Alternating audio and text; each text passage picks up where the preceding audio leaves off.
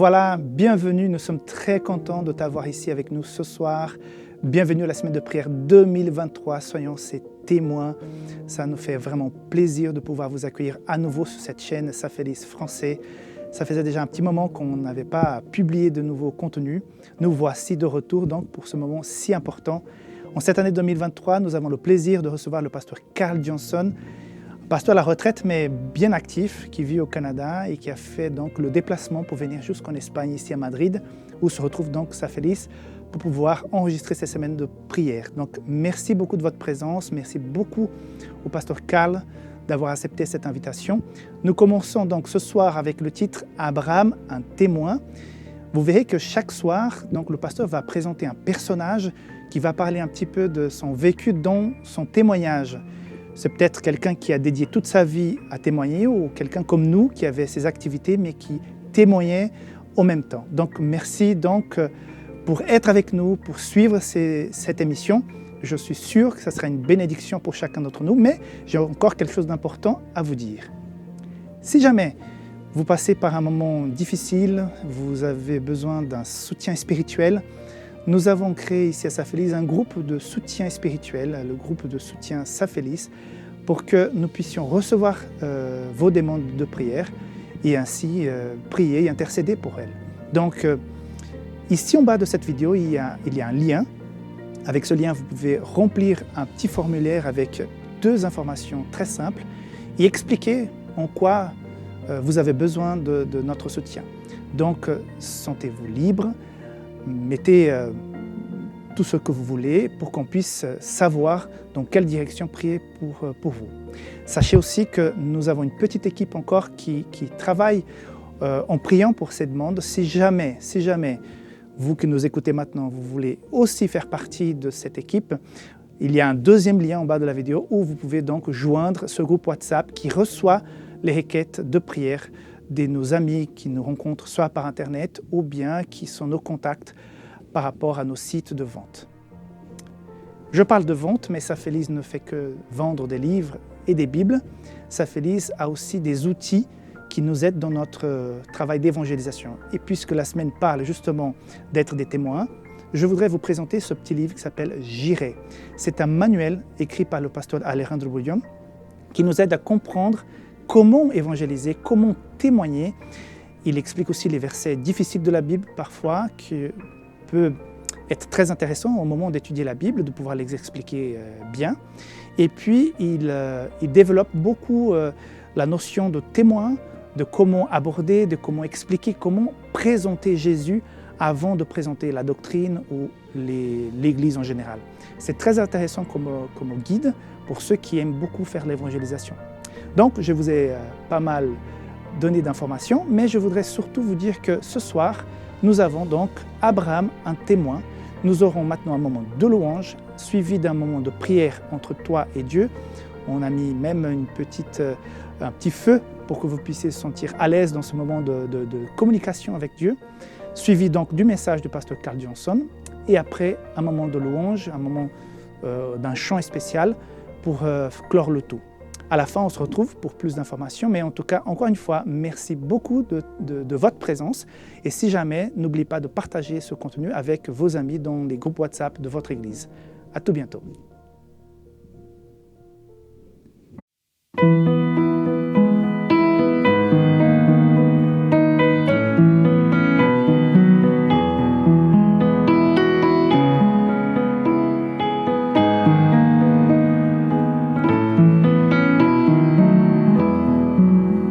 C'est vers toi que je me tourne, je veux marcher dans tes voies.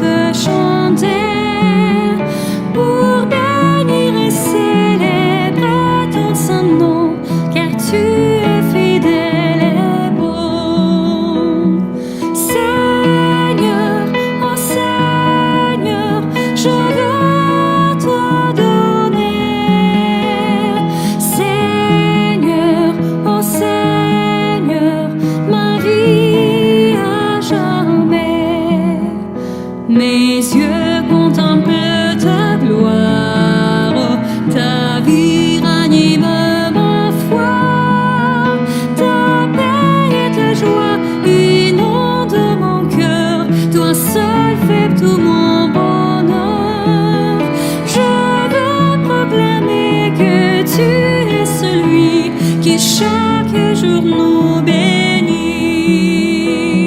Seigneur, ô Seigneur, je veux partager.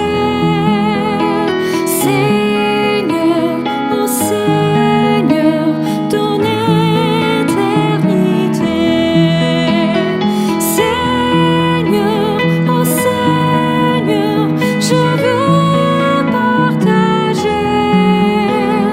Seigneur, ô Seigneur, ton éternité.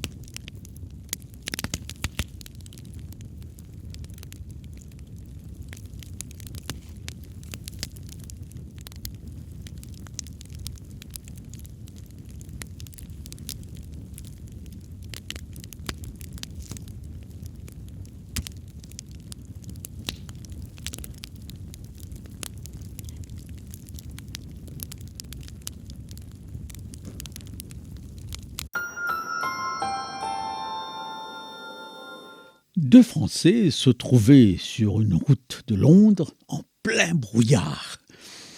Et avec beaucoup d'hésitation, ils arrivèrent finalement devant un pub, une sorte de bar où les Anglais viennent prendre quelques bières tout en regardant un match de foot.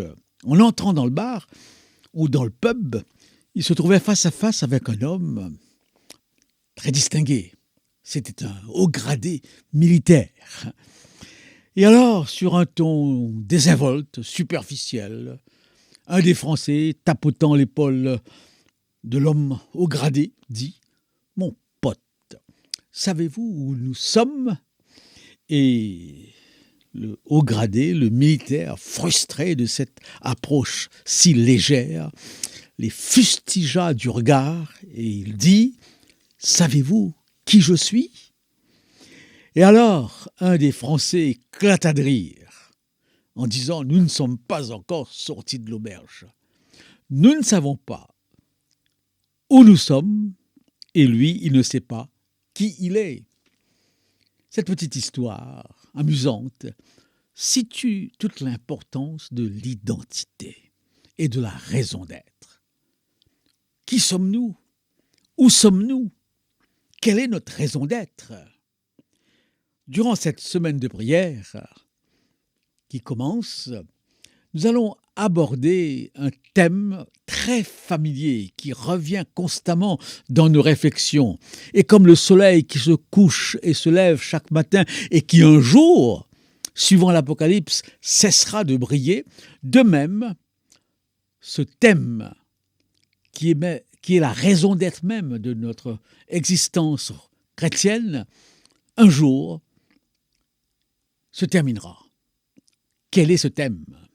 Jésus est sur le point de partir, il prononce ses dernières paroles, c'est toujours émouvant lorsqu'on va se séparer d'un être cher, et il leur dit « Vous serez mes témoins » à Jérusalem, à Samarie, jusqu'aux extrémités de la terre.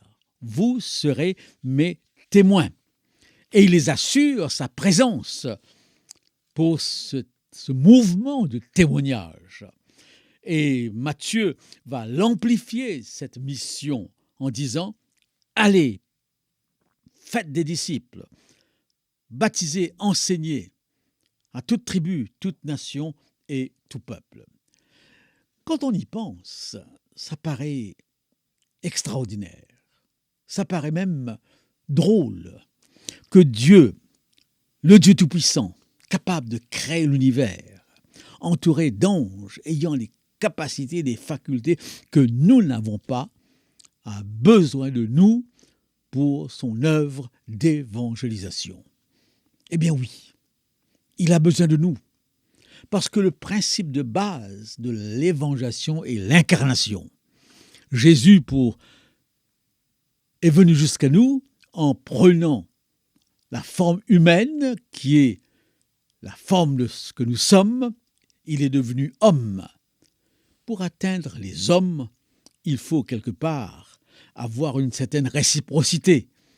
Et cette réciprocité, c'est notre humanité. On atteint l'humanité par l'humanité. Vous serez mes témoins.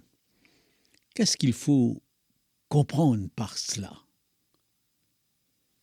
Eh bien, tout simplement que un témoin, c'est quelqu'un qui a vu, qui a entendu et qui a vécu une expérience de proximité. Il était à la distance adéquate pour voir, entendre ce qui se passe. Je crois que nous avons dans l'Évangile, dans l'Épître de Jean, une définition admirable de ce que c'est qu'un témoin. Saint Jean qui dit « Ce que nous avons vu, ce que nous avons entendu, ce que nos mains ont touché, nous vous l'annonçons. » Nous ne pouvons pas dire la même chose. Nous avons entendu parler de Jésus-Christ au travers de l'Évangile, de la prédication. Peut-être que certains d'entre nous, surtout venant des pays islamiques, hindous, ont vu le Christ dans les songes.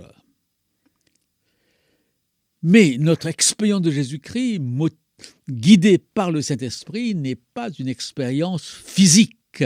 Nous ne pouvons pas dire « nous l'avons touché ». Eh bien oui, toute cette semaine va se concentrer sur au moins 8 témoins. Abraham, Joseph, un jeune enfant, Daniel, Tabitha, Aquila et Priscille, la femme samaritaine et pour terminer, Paul.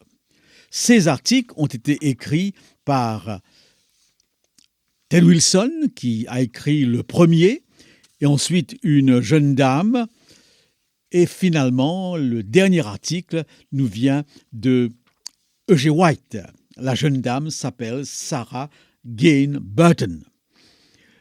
Par respect pour ces auteurs, nous nous inspirerons de ces articles, mais nous prendrons quand même la liberté d'apporter notre contribution.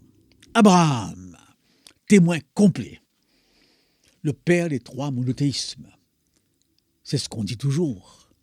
C'est ce qu'on lit toujours. Abraham, le père des 3 grandes religions monothéistes. Mais attention, l'Abraham des Juifs et l'Abraham des chrétiens a la même histoire. Mais les Juifs n'ont pas, comme les chrétiens, la même signification du rôle d'Abraham dans le plan de Dieu. Abraham, pour les chrétiens, c'est le père de la justification par la foi. Pour les Juifs, c'est le modèle de l'obéissance à la Torah. Par rapport à l'islam, eh bien, disons tout de suite, l'Abraham de l'islam n'est pas l'Abraham de la Bible, même du point de vue historique. C'est avec raison, je pense, que Ted Wilson, le président de la Conférence générale, souligne dans un premier temps la courtoisie d'Abraham, son hospitalité et son désintéressement. En effet, il est courtois. Et une courtoisie où il ne cherche pas la priorité de ses droits. Lorsqu'il se sépare de Lot par rapport au fait que les deux, l'oncle aussi bien que le neveu, ont des troupeaux en grand nombre et il faut à tout prix un territoire plus vaste, Abraham laisse à Lot le choix. Il aurait pu dire « Écoute, je suis ton oncle, c'est moi qui choisis en premier. » Non, il laisse le choix à son neveu Lot. Il cède sa priorité. Donc, il est un modèle ici de courtoisie. Mais il est aussi un modèle d'adoration. Et je crois qu'on devrait avoir dit cela avant sa courtoisie. Partout où Abraham passait, il dressait un autel qui représentait, qui exprimait sa religiosité. Il adorait Dieu et laissait une trace de son adoration. On pouvait donc savoir, lorsqu'on voyait un autel, qu'Abraham était passé par là. Il était aussi un modèle de loyauté, dans la mesure où lorsque Lot, son neveu, est pris prisonnier avec sa femme, ses enfants et presque tout son peuple, pris prisonnier par le roi Kéder-Laomer, et lorsqu'Abraham apprend cela, il rassemble 300 soldats qui sont sous sa direction et il s'empresse à délivrer Lot. Et en le faisant, il délivre aussi le roi de Sodome et de Gomorrhe, qui avait été pris par Kéder-Laomer. Et lorsque le roi de Sodome et Gomorrhe veut le récompenser par des cadeaux, il refuse. Son geste n'avait rien de mercantile. C'était l'expression d'une loyauté, d'une amitié, d'un engagement avec son entourage. Il demandera tout simplement au roi de Sodome et Gomorrhe de s'assurer de pourvoir aux besoins de ses soldats, aux besoins légitimes, domestiques de ses soldats, leur nourriture qu'ils ont dû prendre pendant cette guerre. Nous savons aussi dans ce récit qu'il donnait sa dîme à Melchisédek, roi de Salem. Donc, il ramena toutes les richesses, il ramena Lot, il ramena le roi de Sodome et de Gomorrhe, et il n'a rien pris comme récompense. Il agissait tout simplement avec désintéressement.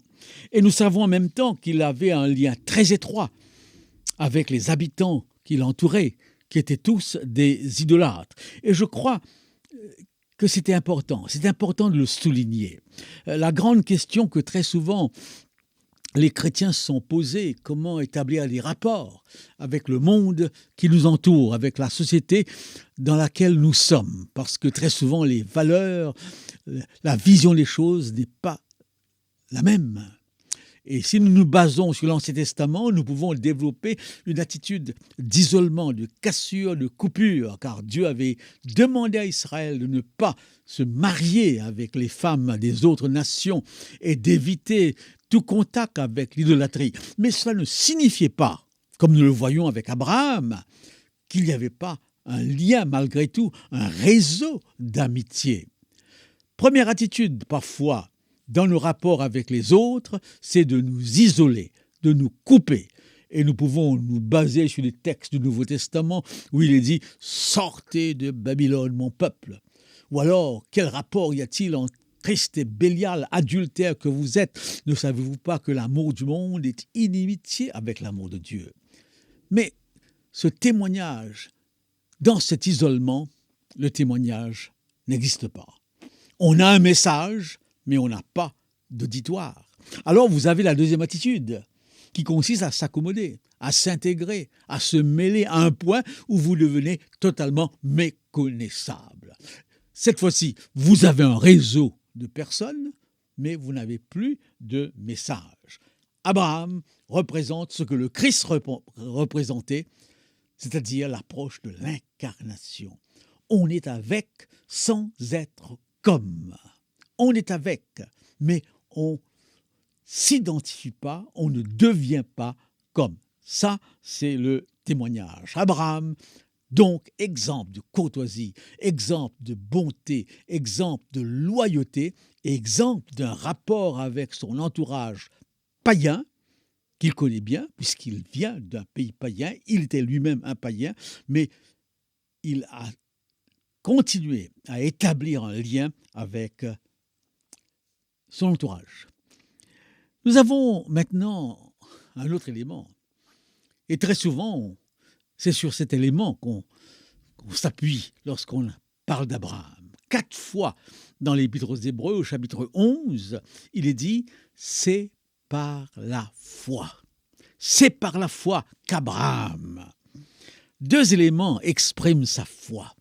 Premièrement, Dieu lui dit « quitte ton pays, ta patrie, va dans le pays que je te montrerai. » Quitter son pays, quitter sa culture, quitter ses biens, quitter même les membres de sa famille, représente beaucoup. Oui, beaucoup. Et Abraham le fait. Il va dans un pays qu'il ne connaît pas. Donc, le plan est clair dans une certaine mesure, mais il ne sait pas quelle sera sa destination. J'ai travaillé dans différents pays, mais à chaque fois, l'Église me donnait mon agenda. Je savais exactement où j'allais aboutir. La foi d'Abraham, la confiance qu'il manifeste envers Dieu s'exprime dans cette capacité qu'il a, cette démarche qu'il fait d'aller dans un pays qu'il ne connaît pas. Bien sûr, le deuxième élément est un élément sur lequel on a entendu des commentaires, des sermons, le sacrifice d'Isaac. Abraham est un homme qui est habitué au sacrifice d'enfants. Dans sa culture, comme dans la culture d'autres pays de l'époque, eh bien, chaque fois qu'on érigeait un bâtiment, eh bien, on enterrait un enfant. On enterrait un enfant, eh bien, quelque part dans la fondation, à la pierre angulaire. C'est quelque chose que nous ne comprenons pas. Donc, lorsque Dieu demande à Abraham de sacrifier son enfant, je pourrais dire que le problème n'est pas tellement dans le sacrifice de l'enfant, il est habitué à cela. Et même son fils, n'est-ce pas, Isaac, se soumettra à cette décision sans tergiverser. Le problème pour Abraham, c'est cette promesse de Dieu. Je te bénirai, je bénirai ta postérité. Mais comment donc va-t-il le faire, Abraham, si Abraham n'a pas un fils pour sa descendance? Et Abraham va jusqu'au bout de l'ordre de Dieu. Pourquoi? Qu'est-ce qui le motive? Qu'est-ce qui l'anime? L'Épître aux Hébreux nous donne la réponse. C'est tout simplement qu'il croyait à la résurrection.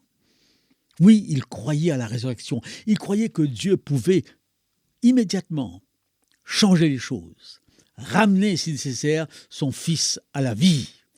Il croyait à la résurrection. Mais Dieu voulait, par cette épreuve, voir jusqu'à quel point cet homme, eh bien, aurait été pour sa cause.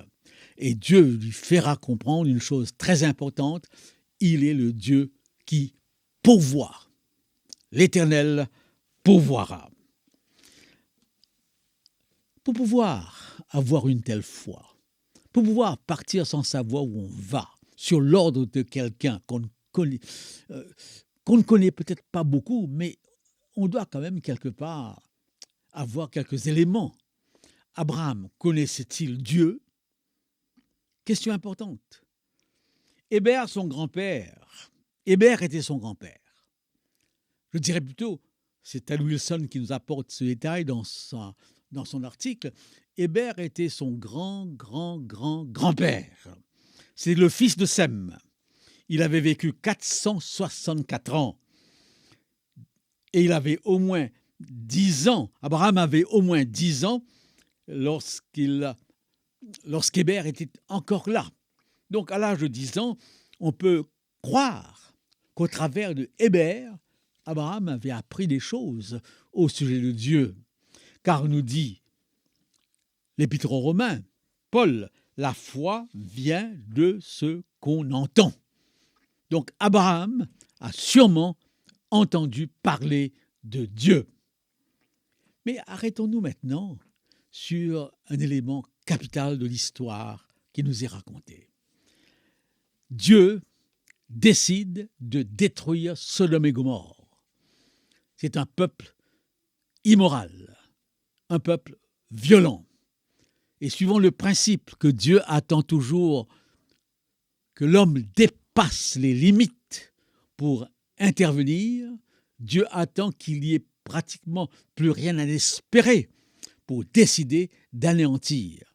Eh bien, c'était le cas de Sodome et de Gomorrhe. D'ailleurs, vous avez une démonstration de cette immoralité lorsqu'il est dit que les deux visiteurs furent reçus chez Lot et tard dans la nuit, la foule s'est réunie et pour dire à Lot, fais-les sortir, nous voulons les connaître.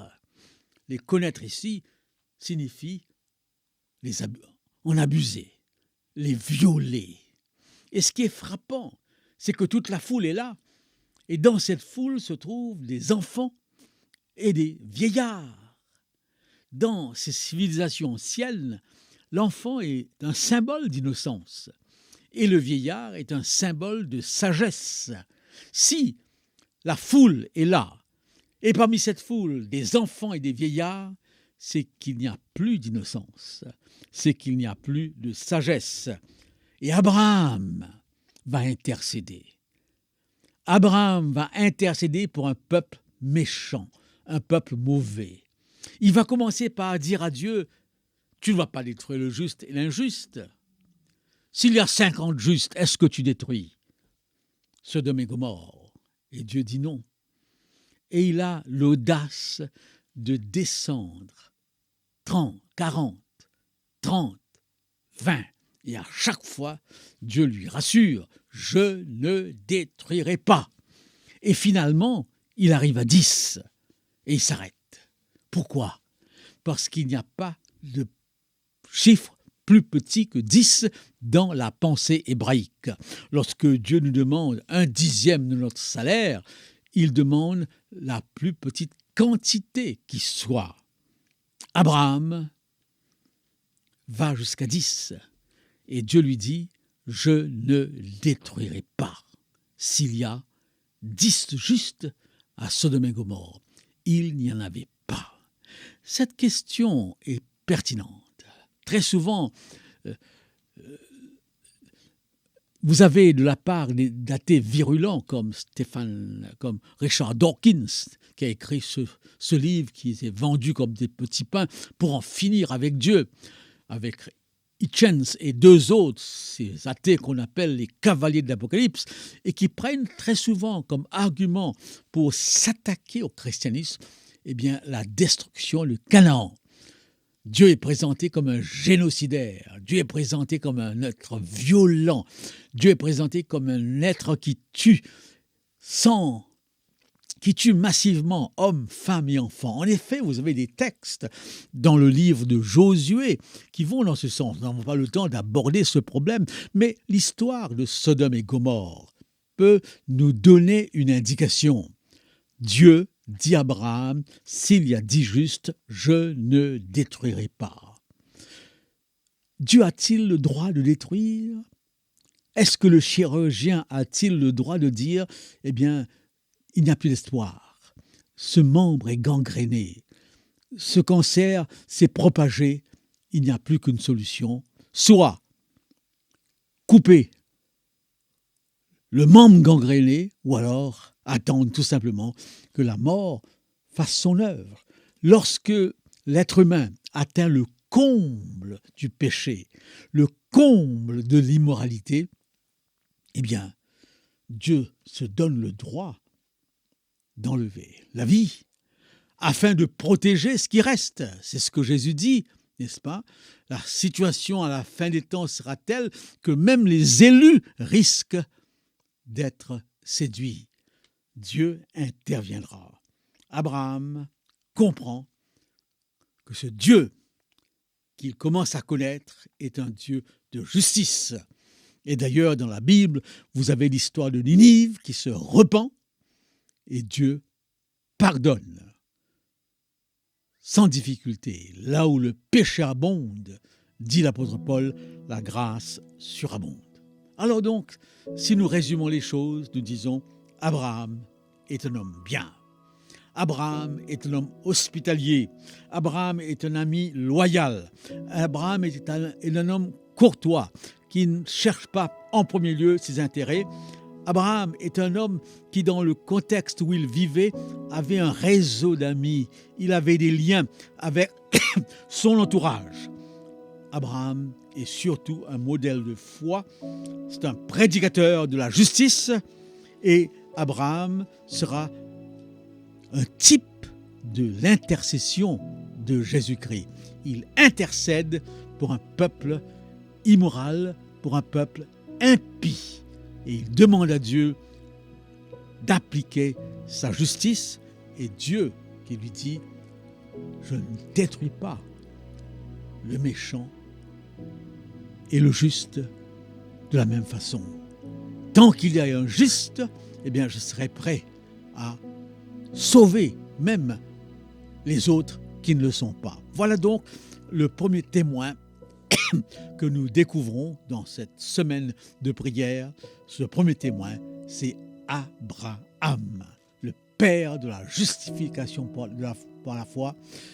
Eh bien, le type de Jésus-Christ, l'intercesseur de notre foi. Je t'aime, ô Éternel, ma force, mon rocher, ma forteresse. Je t'aime, ô Éternel, ma force, mon bouclier, ma haute retraite.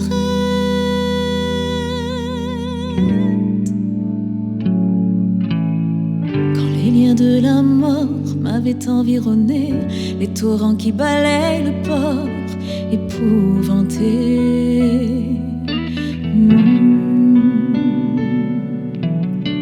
À mon Dieu j'ai crié de tout mon effroi, l'Éternel de son palais entend ma voix. Et sur les ailes du vent, il abaissa les cieux, il descendit la grêle et le feu autour de lui. Je t'aime, ô Éternel, ma force, mon rocher, ma forteresse. Je t'aime, ô Éternel, ma force, mon bouclier, ma haute retraite.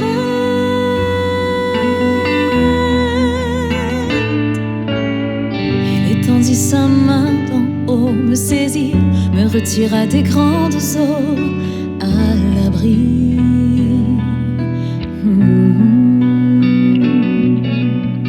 Il me délivra de l'adversaire, un ennemi qui au jour de ma détresse m'avait surpris. Mais l'Éternel fut mon appui, il m'a mis au large, il m'a sauvé. Et c'est pourquoi je chanterai. Je t'aime, ô Éternel, ma force, mon rocher, ma forteresse. Je t'aime, ô Éternel, ma force, mon bouclier, ma haute retraite.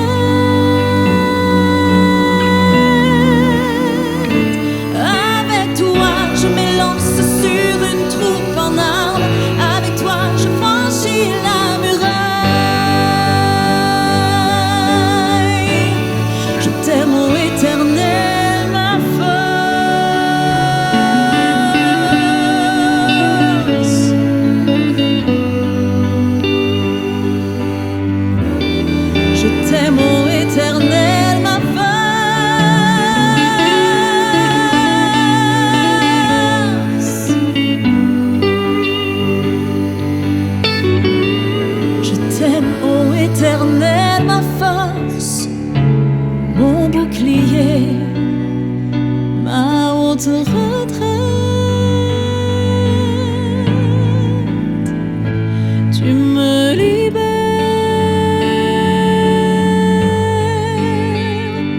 parce que tu m'aimes, parce que tu m'aimes.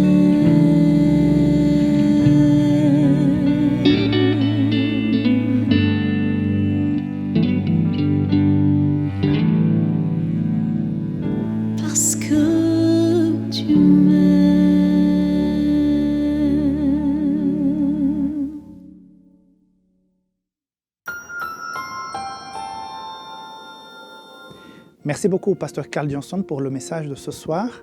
Abraham comme source d'inspiration pour le témoignage, très enrichissant. Donc, merci aussi à chacun qui nous a jusqu'à présent regardé. N'oublie pas, Si jamais vous pensez que le message est pertinent pour d'autres personnes que vous connaissez, peut-être des amis ou bien l'ensemble de ton Église, n'oubliez pas de partager ce contenu par les groupes WhatsApp que certainement vous avez sur votre téléphone. Je voudrais aussi vous dire encore une fois, si vous passez par un moment difficile, si vous affrontez quelque chose et vous ressentez le besoin d'un soutien spirituel, n'oubliez pas que nous pouvons prier, intercéder pour vous. Le lien est en bas de cette vidéo. Faites votre requête pour que nous puissions partager avec l'équipe d'intercession Safelis. Sachez aussi que dans le site safelis.com, vous pouvez trouver aussi de soutien spirituel avec toute la littérature qui est disponible. Nous avons plusieurs bibles thématiques, nous avons plusieurs livres qui sont très intéressants. Je voudrais aussi vous recommander plusieurs, mais le temps ne le permet pas. Mais en tout cas, je vous invite à visiter safelis.com pour les découvrir. Merci beaucoup de votre présence. On est là demain, même heure, même chaîne, Safelis français, pour la deuxième rencontre de cette semaine de prière. Donc, je vous dis à tout bientôt et encore une fois, merci beaucoup de votre présence. À demain.